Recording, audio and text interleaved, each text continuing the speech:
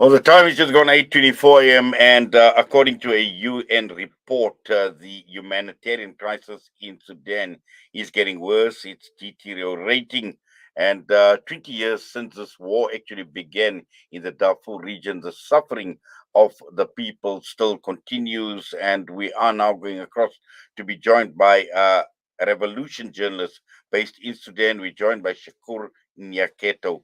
Shakoor, assalamu alaikum, and welcome to the show. Walaikum salam. Yes, wonderful that you are able to join us now. Clearly, we've seen reports coming through 20 years down the line since the origins of the war that had taken place in Darfur. And just looking at where we are at this point in time, major concern, they say at least 500,000 people still remain in displacement camps, and a lot of suffering, and the humanitarian crisis is getting worse. Yes, that's right. That's right. The humanitarian crisis is actually getting worse and worsening every day in Darfur region. And after the peace agreement, people expected the situation to get better, but there is no any improvement in the side of the humanitarian life. There are a lot of people whom are right now suffering. Just last month I moved around more than 25 villages in different states in the region, and the people are still cannot come back to their original villages where they were living 20 years ago.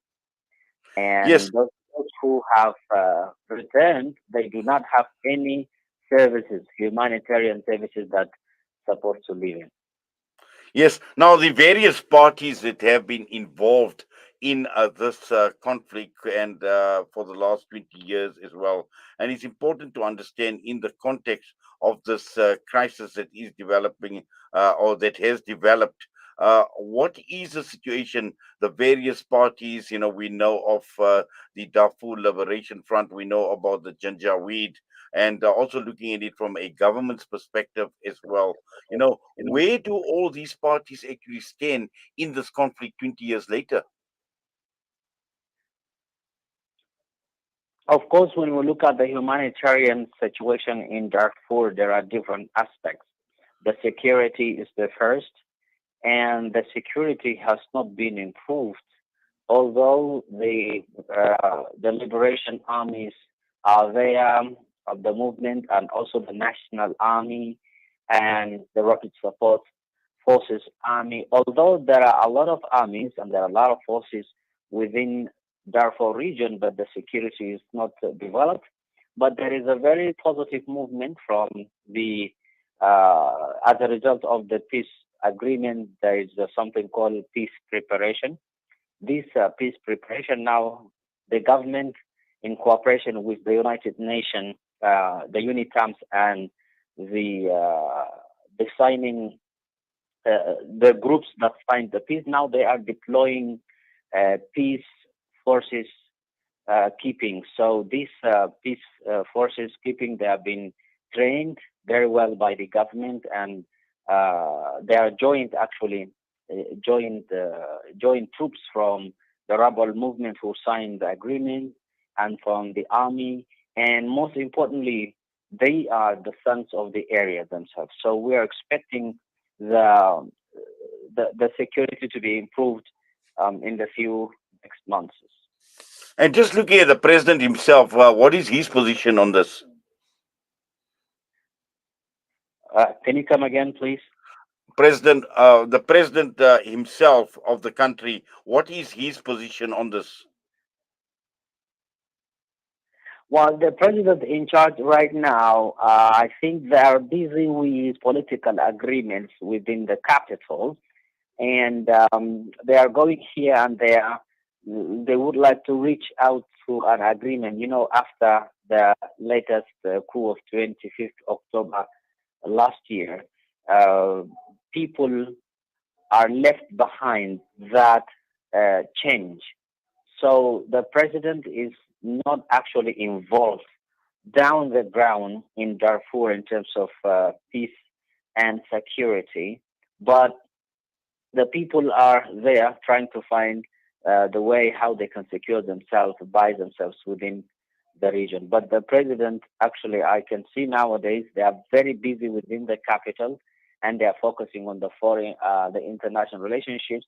But there is no good presence of the country in Darfur region in terms of security.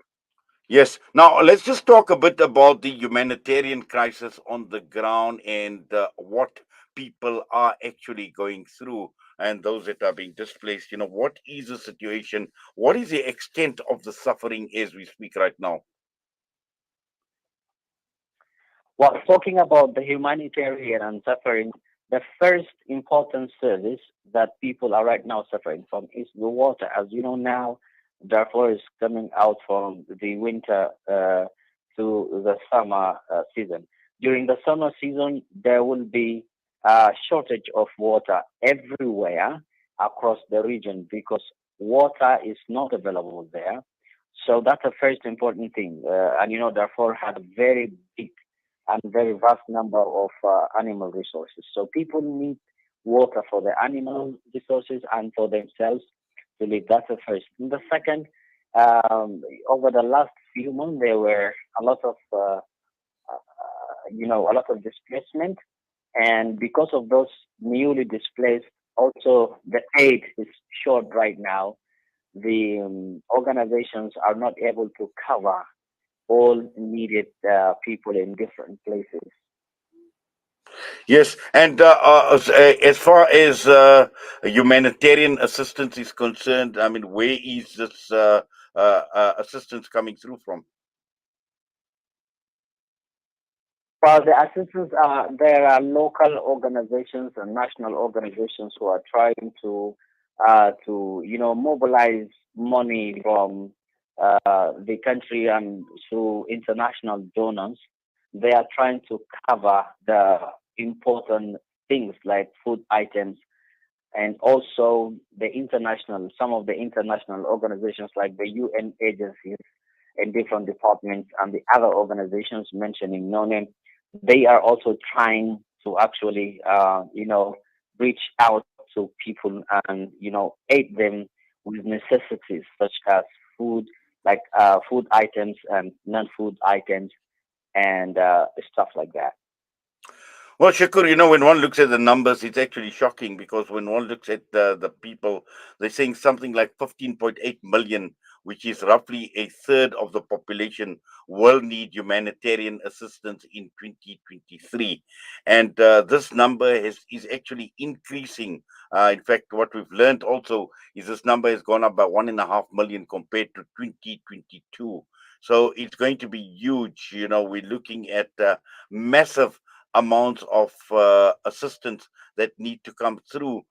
Considering the whole the war is the one issue, but there have been other issues like floods. There's been disease outbreaks, and this is a major problem. We know that the month of Ramadan is also coming up as well, and we're looking at a major food insecurity situation in the country.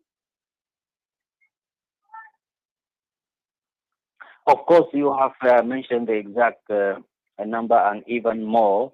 And like I said before, the number is increasing every day because there are still places without security, and there are still people who manipulate and use gun in order to terrorize people, and that's why people flee their places and they come to displacement camps, and when they come to displacement camp, the number is increasing. Now, why the number is increasing? Because the security is not there. That's first, and the second, the last rainy season, some people did not find any chance to to grow to farm because also the militias come and attack people within their farm, so they cannot actually farm. In Darfur, if the rainy season is good and everybody is farmed, then the next year will be good in terms of food security. But now we actually fear that the organizations cannot actually cover the need, especially when it comes to peace and security. With the Ex- Ramadan, always. we see the charitable organizations coming from the Gulf, from Saudi Arabia, also from Sudan, from other neighboring countries, especially Muslim countries. They actually come up with aid during Ramadan, especially food.